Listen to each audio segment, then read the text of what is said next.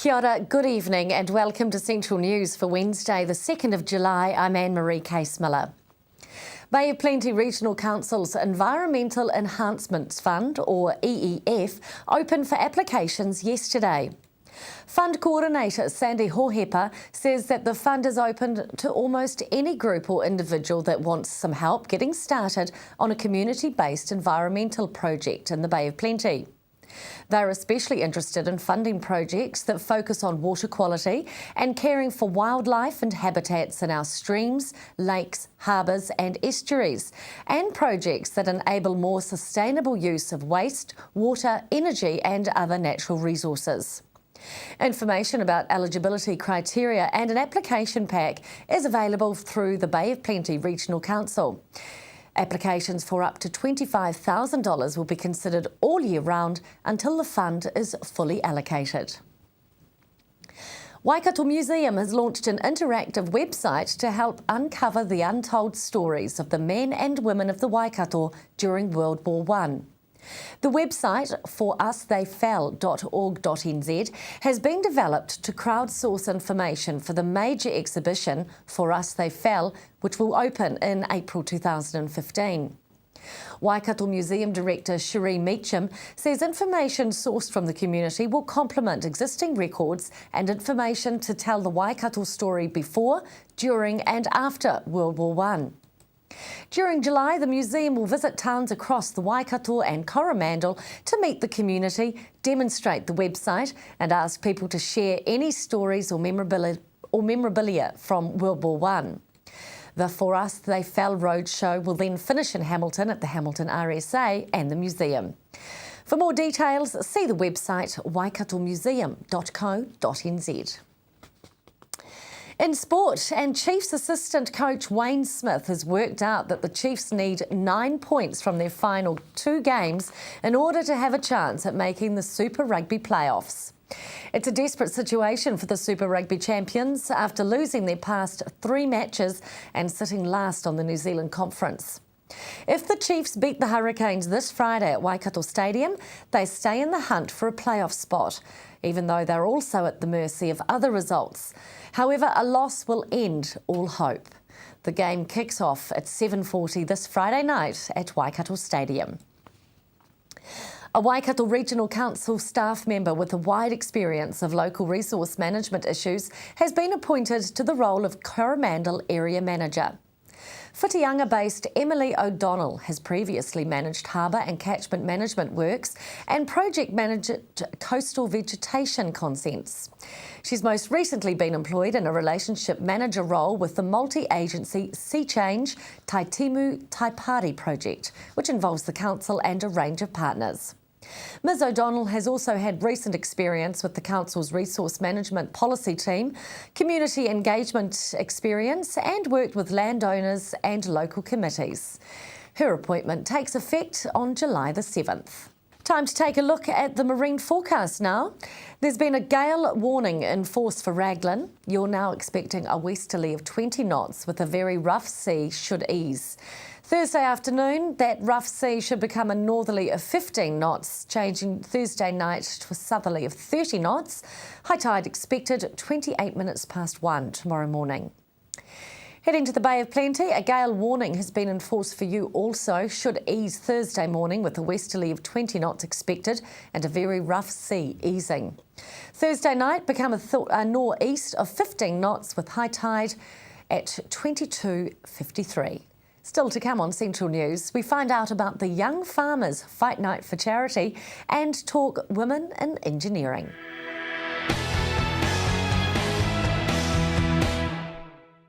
Welcome back to Central News. Young Farmers is a networking organisation for young farmers. They have a Fight Night for Charity coming up soon, so Hilary caught up with one of the organisers to find out more. Yeah, so it's our 3rd annual Young Farmers Fight Night for Charity. So we'll have at least 10 fights on the card this year and hoping to have an audience crowd of about 550 with corporate tables. And yeah, there'll be some pretty solid fights on the card this year. Who is the chosen charity for this year's Fight Night? Land search and rescue, so trying to tie it in with the farming theme, and this year we're hoping to raise at least $10,000 for their charity. Who are some of the young farmers getting into the ring that might be some ones to look out for? I'd be looking at the Tony Peake versus Hamish Collins fight. That is lining up to be a pretty good one. Got a couple of big boys that'll be fighting at the end of the card. Veronica Mohi and Holly Smith, I think that'll be a female fight to look out for, and I think a chap called Zane Brink's been talking it up a wee bit, so we'll see if he follows through it all. What kind of training have these guys gone through? Have they been training for months? The vast majority of them haven't fought before, so it's their first bit of exposure to boxing. So they've been training at least for the last 4 months. The really motivated ones have been doing sort of a 6-month training camp. So it's kind of up to them, the effort that they put into this year. Do you think as farming's quite physical, they might have a bit of a competitive advantage over some of the others? Yeah, I think that obviously they might be a little bit more hardy than their towny counterparts, but I think it'll give them a little bit of a base fitness. But it's surprising to most people how physical boxing is, so they can't be relying on just their daily activity, because that certainly won't be getting them through it all. When and where is the event? How can we get tickets and all those kind of things? Cool. So 12th of July down at Mystery Creek. Tickets can be found on Event Finder or potentially on the night at the door. So that kicks off. Doors open at 6:30 with the first fight being 7:30. Can you tell us a little bit about Young Farmers? So Young Farmers is a national organisation and members right throughout the country, not just in the farming community, certainly not just farmers, but obviously with the other industries that are intertwined with the rural industry. So the membership seems to be growing quite rapidly, I think, yeah. So it's not just young farmers getting into the ring, there's going to be people from other industries? Absolutely. So there'll be people like myself who are obviously not directly in the rural industry. That'll certainly be jumping in the ring. Yeah. So I think we've got some bankers and FERT reps and all sorts. Yeah. You can visit youngfarmers.co.nz to find out more about ticket sales. Hamilton Youth Council is a group of youth ensuring that young people have a voice on local government. They work closely with the current council on anything that involves youth, and they now have a new chairperson, Roxy Danji. Hilary spoke with Roxy to find out why she wanted to get involved with the Hamilton Youth Council. I just thought it was a good way to get involved with the community and to give back to the community as well.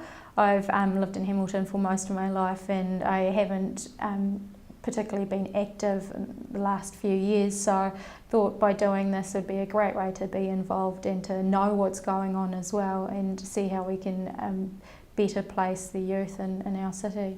Do you think Hamilton City is a place where young people are respected, and how do you think that helps improve the city? I think Hamilton Youth, we do play a big part in the city. The council definitely takes into account the youth perspective, and I guess that's evident from having our advisory panel as well. There's always ways to improve it, and I think by having our advisory panel up and running now, we'll be able to better advise the councillors on how to get Hamilton Youth more involved and how they can be well respected, like you've said. Do you think the universities here encourages that youth population? Having gone to Waikato University myself, I do feel like there is a big youth presence in Hamilton, particularly because of the university being here. But when I went to university, there was a lot of local students as well, so it's a bit of a mixed bag, and it's good that the university attracts people to come here, so I think it can only get better with that. When it comes to local government, what do you think matters to youth? Absolutely everything. Every decision that the council makes affects not only the youth but the whole city, and again, having that youth voice on board, I think it's a great initiative put forward by the council. Some would argue that young people on the whole don't have a lot of interest in local councils. How do you hope to encourage youth to get involved? Well, I do agree in part with that, but we also do need to remember that the previous Youth Council, the events that they've held, such as the Youth Recognise Awards and the Youth Forum, Leadership Forum, encouraged a lot of interaction with the youth and the council. So there has been some great initiatives previously, and hopefully those will still continue. Our role is to advise the council how to integrate that, how to get that interaction between the council and youth, and we will be making our submissions to the council for them to act upon that. What is it about you that drives that passion to try and get youth involved with government and politics? I think everybody living in our city needs to know that they are able to voice their opinion and that their opinion can be heard. I guess being from Hamilton, I've lived here for most of my life and know most things about Hamilton, but now with this new role I've been able to learn a lot more about the council and their role in our community. And just recently I've purchased my own house in Hamilton, so I'm looking towards the council for a lot more insight into our community.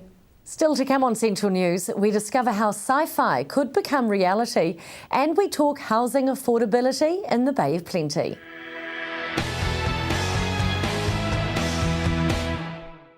Welcome back to Central News.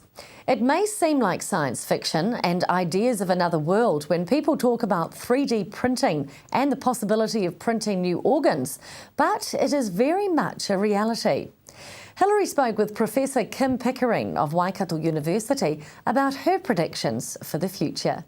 Often the predictions I have are based on materials that we're currently working on and seeing how we think that will go on in the future. One of the materials that we're working on at the moment relates to earthquake proofing. So we're looking at composites made from natural rubber, which is a natural damping material. Its viscous behaviour absorbs energy. But within that we're adding iron sand, and this is obviously a naturally occurring material, and we're magnetising the iron sand. So we've got magnetic particles effectively within our natural rubber, and the magnetic forces that act between those particles also increase the absorption of energy.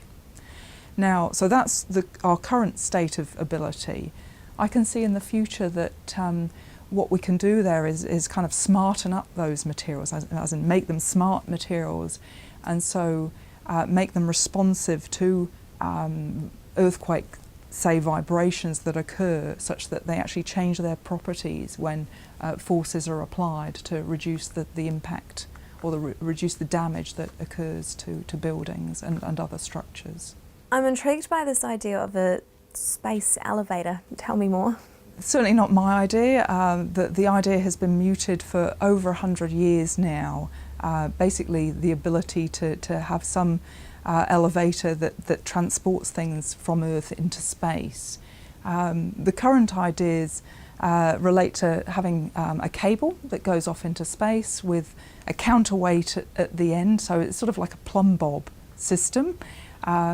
And its centre of mass would need to be in a geostationary orbit, such that the cable stays in the same place relative to Earth. And so along this cable we could be transporting things that we want in space, satellites for example, and things that, once you get them to the end of this the space elevator, they would have terminal velocity. They would have escape velocity, so they would be able to go off further into space from there. So it's kind of like a space slingshot. Yes, yeah, that's a good way of thinking about it. So as they're travelling up the cable, they are picking up speed, vertical speed. Yeah. 3D printing is something that is happening now. To some of us it sounds like make-believe, it certainly does to me. Can you tell me or try to explain to me how it works? Yes, 3D printing, often referred to as additive fabrication, is a kind of a collection of techniques in a way.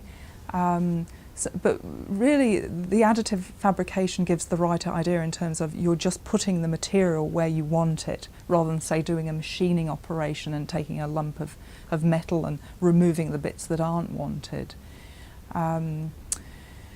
Yeah, so the techniques that are used, they can be using ceramic powders, say, or metallic powders that can then be sintered specifically where you want the solid to be, and this is done in layers. So it's like your printer that you would use for just a printed page. But you're not just going in 2D, you're building up layers in the third dimension as well. So we can get quite good properties from metals and ceramics. What people are most likely to have seen, because they've been at places like the field days and so on, are the cheaper versions that produce plastic objects. So for sort of prototyping, so you get to see what your product could look like. But generally these cheaper machines aren't producing materials with very good properties. And that kind of leads to something that we're working on here in terms of being composites people, or me being a composites person. I really like the idea of reinforcing these materials so that we could use these cheap machines to produce materials or products with better properties, so that they could be used for things around the home. How far away is it then until we can go out and purchase ourselves a brand new lung or a brand new heart? That's an interesting area of development. This is already underway. Biotechnology companies are involved with 3D printing of biological cells. The problem with living cells is that they need the supply of nutrients to them, and so people are looking at sort of scaffolding systems, so 3D printing vascular network structures in sugar, say, on which that they can then build, that they can then surround these with cells and then dissolve the sugar away, such that then when it's put in the body, the blood vessels will be able to be integrated within those systems. I mean, it's not available yet, but you can see in the not too distant future that could be possible. And the value of 3D printing in that it can be done on a personalised level, so you can get the dimensions right for a particular person can come into play there. For more details, go to waikato.ac.nz. Up next, we find out about a housing shortage in the Bay of Plenty and take a look at tomorrow's weather. That's still to come on Central News.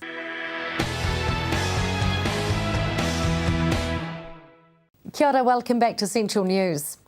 There's been a lot of talk about housing affordability lately. Hillary caught up with the chair for Smart Growth's Housing Affordability Forum to see if we could be facing a housing crisis in the Bay of Plenty. Crisis is a pretty emotive word, pretty strong word. I think if you talk to some people in the area, I think they'd say that we are in crisis now in some housing sectors. I think the housing stock, the majority of the housing stock in town is really providing for the conventional 3-bedroom home. Affordability doesn't relate necessarily to 3-bedroom homes, so it's more about what we call the typology of the home, and that we don't have a good mix. What we need is a variety of homes for a variety of lifestyles and people, and that's where the issue really lies. There's plenty of building permits going through for new homes, but the question is how many of them are really in that affordable category in terms of dollar terms, but also in terms of the type of home that it is. Does it fit? Is it fit for purpose for that particular market? So the housing crisis, well, I think we could say that we need to be rebalancing the market's provision of homes. What are some of those contributing factors towards the housing shortage in Tauranga? The contributing factors to our affordability issue, there's a lot. There's a lot of things. It's not just one answer. At the moment, you see the government talking about housing accords and providing land. In Tauranga, with smart growth, we have, with our strategy, a very clear understanding of the staged provision of land over time. So there's plenty of land available, zoned and about to be zoned. We have to have serviced land. One of the issues for Tauranga is the cost of servicing the land makes it quite high. Then you look at the actual building stock and say we actually need, as I've said, different sorts of homes, and we want them built cheaper. And there's a lot of information in the media at the moment about bringing in housing factories or the like to try and reduce the cost of the actual product. Then you can go and look at things like, well, what about the funding mechanisms? The banks, can they offer different sorts of deals for affordable homes to make it easier? We've been approaching the Architecture Association about the opportunities for having standard plans so that if you can get a house design off the shelf, it reduces your costs. And already this apparently has been done in other sectors of housing where they've got standard plans and they just use them and reuse them. So that reduces cost. There's a whole range of things that could be done, and there's a whole range of things that contribute to the cost of homes. So with our workshops in our pilot project, we are trying to pick up all those opportunities and see what we can do differently to get a package that will actually make it affordable. Taking a look at the weather for the Waikato now. Hamilton, showers turn to rain with cold sou'westers dying out. Your high just 11 degrees, overnight low of 2. Paroa the same, 13 your high with a low of 3. Matamata 11 and your low is 4. Te Awamutu, you'll scrape through till 11 with a low of 2 overnight.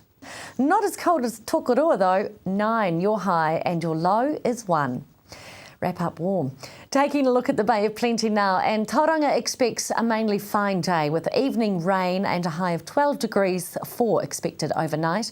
Te Puke, you scrape through to 11 with a low of 5. That's Central News for today. Make sure you like us on our Facebook page, centralnews.tv, and let us know if there's news or an event in your community. Thanks for joining me. I'm Anne-Marie Case-Miller. Ka kite anō.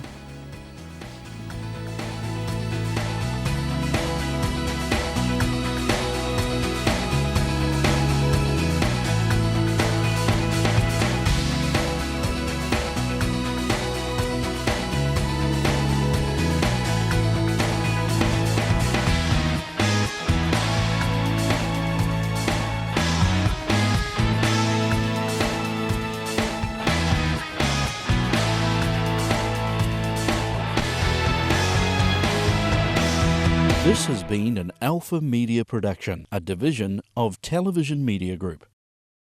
Supporting local content so you can see more of New Zealand on air.